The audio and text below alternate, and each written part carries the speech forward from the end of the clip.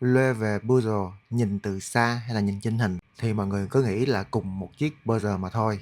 Nhưng mà hôm nay thì mình đặt hai em cạnh nhau rồi mới thấy một bên là kiểu đẹp sang bền bỉ và có thể là sử dụng hàng ngày. Còn một bên là kiểu cầm lên là chỉ muốn vuốt cái da hoài luôn. Và đây là Loewe Bezel size small. Một chiếc bản Benka da Nappa Slamkin và một chiếc là màu tan da Skatskin. Và nếu bạn đang phân vân không biết nên mua em nào thì coi hết video này của mình, vì hai chiếc này khác nhau nhiều hơn và giá tiền cũng khác nhau hơn là mọi người nghĩ. Và xin chào mọi người, thì hôm nay mình sẽ có một cái chiếc túi Loewe mình muốn review cho các bạn xem ha. Hôm trước thì mình có làm video về cái chiếc da mềm rồi, hôm nay mình có thêm một cái chiếc phiên bản da Skatskin nữa, mình muốn review và cho các bạn xem luôn. Như thường lệ thì nó cũng sẽ có hai cái dust bag cho mọi người và có build đầy đủ nha. Có một cái điểm mà mọi người hay thắc mắc á, là cái chiếc này tại sao mà cái giá mình mua nó sẽ rẻ hơn. Nói chung là cũng hơi nan giải, nhiều khi mình đoán mắc quá thì các bạn nói là tại sao nó mắc quá, nhiều khi mình mua được giá rẻ hơn thì các bạn lại sợ giá rẻ hơn. Nhưng mà giá sẽ tùy theo mỗi lúc, khi mà mình mua mình được offer tốt á, thì cái giá sẽ cực kỳ tốt và mình sẽ ôm sẵn. Còn nếu mà tính theo thời điểm hiện tại thì các bạn mua em này thì cực kỳ mắc luôn.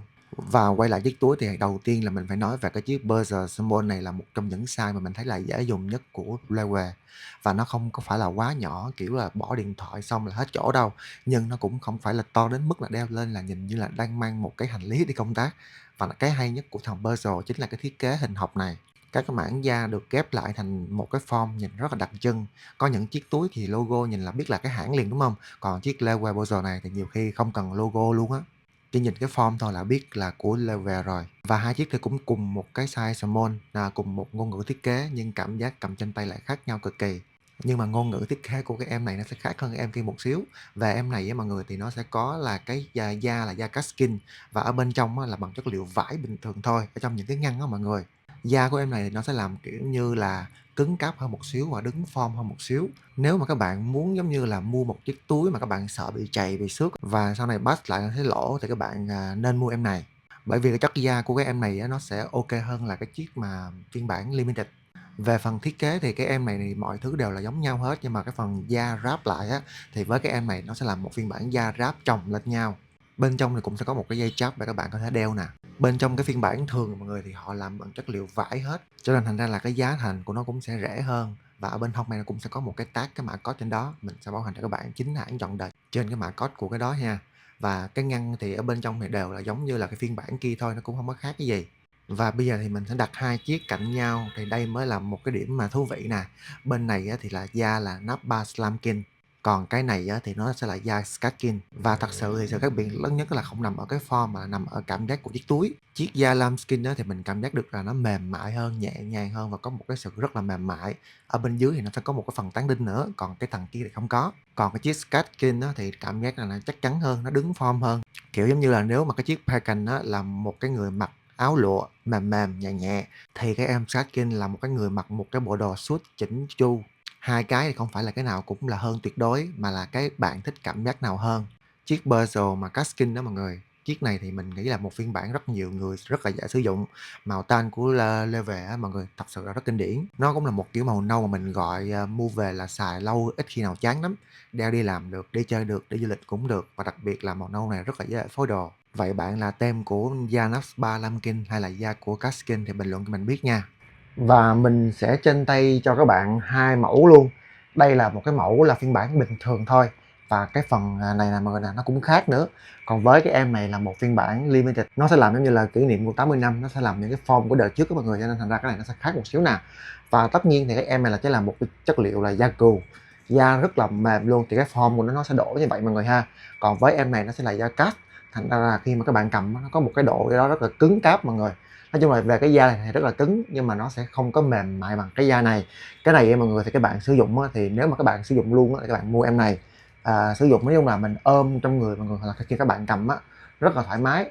Nhưng mà tất nhiên rồi, về vật lý thì cái em này nó sẽ chắc chắn hơn, và còn em này thì các bạn sẽ sử dụng sẽ kỹ hơn một xíu. Còn khi mà các bạn hỏi là da này nó sẽ bền hơn hay không, thì chắc chắn là không bền bằng cái này rồi. Đó là tùy theo mỗi người ha, nhưng mà về cái form thì mình thấy là đều giống nhau hết.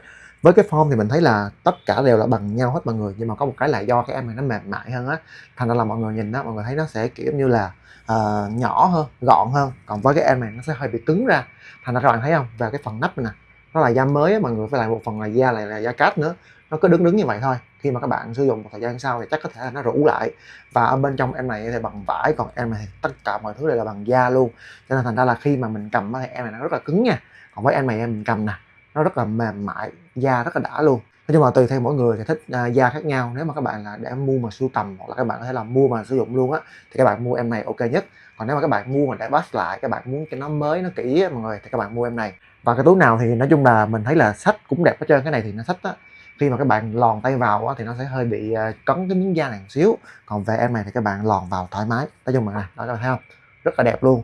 Về cái chất liệu da của cái em này á, thì mình vẫn thích hơn mọi người. Chắc có thể là do nó là một phiên bản bằng da cù á mọi người.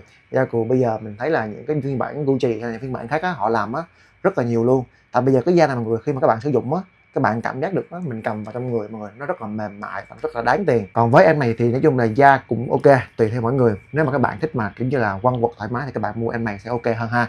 Và xách đi thì cũng rất là đẹp mọi người. Nói chung là túi này thì mình thấy là cũng không có phải là quá nặng đâu mọi người. Cái da của nó cũng ok đó mọi người. Khi mà cái mình cảm giác là mình mang vào nó cũng thoải mái lắm, nó không có kiểu như là bị cấn hay bị gì hết. Đây mình mang như vậy nè, các bạn đá cao cao như vậy mang cũng ok mọi người ha. Nói chung là về túi này thì mình thấy là nam nữ mang là được, mà đa số là nam mang rất là nhiều luôn. Nó có thêm những phiên bản size lớn hơn nữa, ví dụ như là size M hay là size L gì đó. Nhưng mà với mình thì mình thấy là cái size này là cái size mà gọi là nó ok nhất rồi mọi người. Với kể cả mình luôn á, mình là nam mình cũng to con, nhưng mà mình cảm giác được là cái chiếc túi này, cái size này mọi người nè, nó rất là ok rồi. Chỉ là các bạn mang mà to hơn nữa thì cũng được. Giống như là khi mà các bạn mua mà size to quá thì các bạn cứ tưởng tượng nó là một cái chiếc túi tốt thì thôi. Còn cái em này nó chỉ là một cái chiếc túi shoulder bag, hoặc là các bạn có thể là xách đi cũng được, và mang rất là đẹp mọi người. Và cái em này mọi người thì mình thấy là nó có rất là nhiều màu và nhiều phiên bản khác nhau. Nó là đời mới này là cái phần này nha mọi người. Còn cái phiên bản kia là cái đời cũ, mà nó cũng sẽ có những phiên bản thường luôn, kiểu như là cái phần da nó sẽ có một cái đường lằn ở bên trong. Còn cái em này như là nó sẽ ráp lại luôn. Và cái đời mới thì mình thấy là nó chỉ có sản xuất cái phiên bản này thôi. Còn phiên bản mà 80 năm thì nó mới làm cái phiên bản cũ lại. Và túi thì hiện tại mình đã có sẵn, giá cũng rất là tốt. Em này tầm khoảng 60 mấy triệu và cái em kia tầm khoảng 80 mấy triệu. Thì mình đang còn sẵn hai phiên bản luôn. Nếu mà các bạn thích thì các bạn có cho mình đây, mình sẽ báo giá chính cho các bạn. Nếu mà người thấy cái video này, mà người thấy cái túi này, mọi người nhấn cho like, nhớ subscribe kênh youtube của mình, bấm thông báo cái bên nhận của mình, nhớ cho mình một tim ở bên tóc, và nhớ follow kênh youtube của mình để nhận được những video mới nha. Bye bye mọi người.